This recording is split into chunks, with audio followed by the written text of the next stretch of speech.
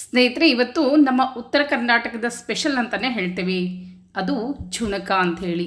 ಬಹಳ ಸರಳ ಮತ್ತು ಅಷ್ಟೇ ರುಚಿಕಟ್ಟಾಗಿರ್ತದೆ. ಇದನ್ನು ಒಂದು ಸಲ ನೀವು ಮಾಡಿ ತಿಂದಮೇಲೆ ನೀವೇ ನಂಗೆ ಕಮೆಂಟ್ಸ್ ಮಾಡಿ ಹೇಳ್ತೀರಿ.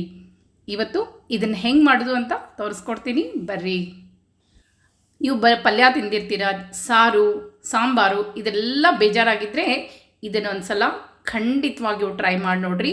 ಚಪಾತಿ, ರೊಟ್ಟಿ, ಅನ್ನ ಎಲ್ಲದಕ್ಕೂ ಬಹಳನೇ ರುಚಿಯಾಗಿರ್ತದೆ. ನಾವು ಕಬ್ಬಿಣ ಹಂಚಿನಲ್ಲಿ ಮಾಡ್ತೇವೆ, ಯಾಕಂದರೆ ಭಕ್ರಿ, ಚಪಾತಿ ಎಲ್ಲ ಮಾಡೋದಾದಮೇಲೆ ಅದ್ರ ಜೊತೆ ಇದನ್ನು ಒಂದು ಮಾಡಿ ರೆಡಿ ಮಾಡಿ ಇಟ್ಕೋತೀವಿ. ಅಂದರೆ ಭಕ್ರಿಗೆ, ಚಪಾತಿಗೆ ಅನುಕೂಲ ಆಗ್ತದೆ ಅಂಥೇಳಿ ಕಬ್ಬಿಣ ಹಂಚಿನಲ್ಲಿ ಮಾಡೋದ್ರಿಂದ ಆರೋಗ್ಯಕ್ಕೆ ಬಹಳನೇ ಒಳ್ಳೆಯದು ಅಂಥೇಳಿ ನೀವು ಬೇಕಾದರೆ ಪಾತ್ರೆಯಲ್ಲಿ ಕೂಡ ಇದನ್ನು ಮಾಡ್ಬೋದು. ಆದರೆ ಕಬ್ಬಿಣ ಹಂಚಿನಲ್ಲಿ ಮಾಡಿದಂಥ ಈ ಝುಣಕ ಬಹಳನೇ ರುಚಿ ಆಗ್ತದೆ. ನಮ್ಮ ಮನೆ ಮಂದಿಗಂತೂ ಎಲ್ರಿಗೂ ಇಷ್ಟ ಇದು. ಅದಕ್ಕೆ ಈಗ ಚಪಾತಿ ಮಾಡಿ ಮುಗಿಸಿದ್ದೆ ನಾನು, ಅದ್ರ ಜೊತೆ ಝುಣಕ ಕೂಡ ಮಾಡ್ತಾಯಿದ್ದೀನಿ. ಆದಷ್ಟು ನಾನ್ ಸ್ಟಿಕ್ಕಿಂತ ಈ ಒಂದು ಬೀಡ್ ಹಂಚಂತ ಸಿಗ್ತದೆ, ಅದರಲ್ಲಿ ಚಪಾತಿಯನ್ನು ಮಾಡಿದರೆ ಆರೋಗ್ಯಕ್ಕೆ ಒಳ್ಳೆಯದು ಅಂಥೇಳಿ. ಅಷ್ಟೇ ಅಲ್ಲ, ಮೆತ್ತಗೆ ಕೂಡ ಆಗ್ತದೆ. ಈಗ ಅದೇ ಹಂಚಿನಲ್ಲಿ ನಾನು 2-3 ಚಮಚ ಎಣ್ಣೆ ಹಾಕ್ಕೊಳ್ತಾ ಇದ್ದೀನಿ. ನಿಮ್ಮ ಮನೆಯಲ್ಲಿ ಎಷ್ಟಿರ್ತೀರಿ ಅಷ್ಟು ಮಂದಿ ಎಷ್ಟು ಬೇಕಾಗ್ತದೆ ಒಗ್ಗರಣೆ ನೋಡಿ ಹಾಕ್ಕೊಳ್ಬೇಕು.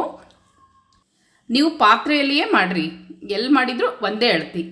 ಇದೇ ರೀತಿ ಒಗ್ಗರಣೆ ಹಾಗೆ ಎಣ್ಣೆ ಹಾಕ್ಕೊಳ್ಬೇಕು. ಸಾಸಿವೆ, ಜೀರಿಗೆ ಮತ್ತು ಅರಿಶಿನ ಹಾಕ್ಕೊಳ್ಬೇಕು. ಇಂಗನ್ನು ಹಾಕ್ಕೊಳ್ಬೇಕು. ನೀವು ಇಂಗು ಬೇಕಾದರೆ ಇಂಗು ಹಾಕ್ಕೊಳ್ರಿ, ಬೇಡ ಅಂತ ಅನಿಸಿದರೆ ಬೆಳ್ಳುಳ್ಳಿ ಹಾಕ್ಕೊಳ್ತಿದ್ರೆ ಬೆಳ್ಳುಳ್ಳಿ ಕೂಡ ಹಾಕ್ಕೊಳ್ಬೋದು.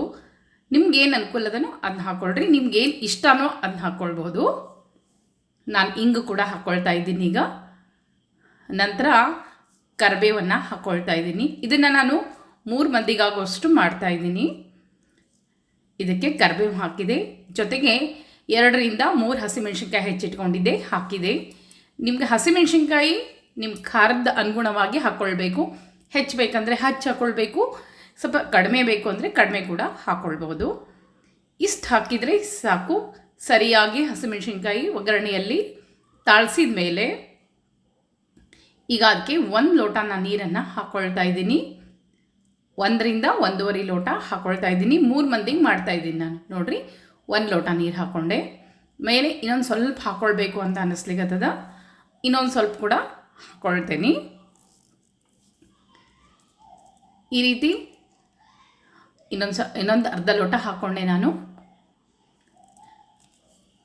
ಇದು ಸರಿಯಾಗಿ ಮಳ್ಳಬೇಕು, ಅಂದರೆ ಕುದಿಬೇಕು ಅಂತ ಹೇಳ್ತೇವಲ್ಲ, ಹೆಸರು ಬರಬೇಕು.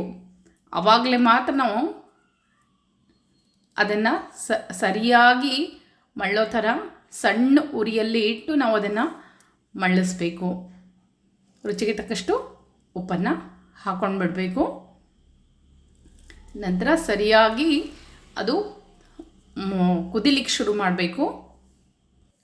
ಈ ರೀತಿ ಸರಿಯಾಗಿ ಕುದಿಲಿಕ್ಕೆ ಶುರು ಆದಮೇಲೆ ಇದಕ್ಕೆ ನಾವು ಕಡಲೆ ಹಿಟ್ಟನ್ನು ಹಚ್ತೇವೆ. ಹಚ್ಚಬೇಕಾದ್ರೂ ಒಂದು ಪದ್ಧತಿ ಅದ. ಮೊದಲು ಇದು ಸರಿಯಾಗಿ ಕುದಿಬೇಕು. ಎಷ್ಟು ನೀರು ಚಂದ ಕುದೀತದೋ ಅಷ್ಟು ಚಲೋ. ಈಗ ನಾನು 1.5 ಲೋಟಕ್ಕೆ ಸರಿಯಾಗಿ 1 ಬಟ್ಲು ಕಡಲೆ ಹಿಟ್ಟನ್ನು ತೊಗೊಂಡೇನಿ. ಇದು ಸರಿಯಾಗಿ ಕುದಿಲಿಕ್ಕತ್ಮೇಲೆ ಇದನ್ನು ಹಿಟ್ಟು ಸರಿಯಾಗಿ ನೋಡ್ಕೊಂಡು ಹಚ್ಚಬೇಕು, ಸಾವಕಾಶ ಹಚ್ಚಬೇಕು.